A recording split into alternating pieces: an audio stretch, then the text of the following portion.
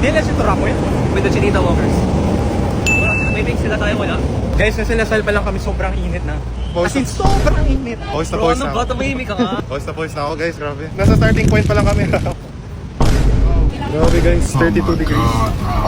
32 degrees but it feels like 32,000. Grabe naman yung cardio training natin, ilang beses na tayo naglalakad. Hindi naman to cardio eh. I mean, siguro cardio para sa ibang tao pero para sa atin hindi eh. Like, ito like heat resistance test lang to eh.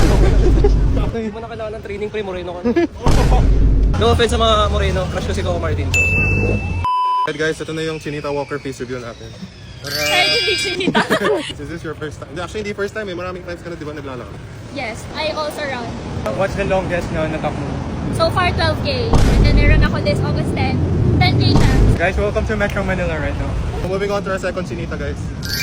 What is it like walking in Central Manila? It's so hot. Is this your first time walking?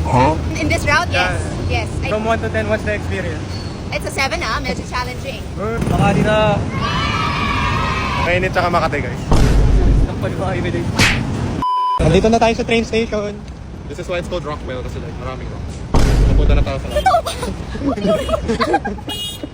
dahil papunta tayo Rockwell, Rock Counter. Bato counter guys. Bato. Si Bato.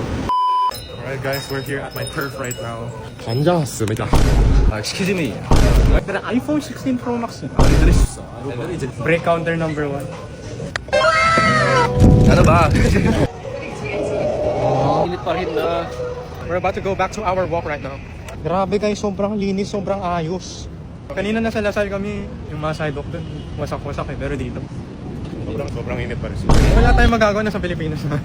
Hindi ko na alam kung nasaan kami, basta ang daming puno. Tropical rainforest. 3 hours later. I feel so hot. Pwede ba sa may aircon na tayo? Okay. Rockwell, we're here. Labi lang. DLS to Rockwell with the Chinita Walkers. Done. Comment down below where to next from DLSU2. Where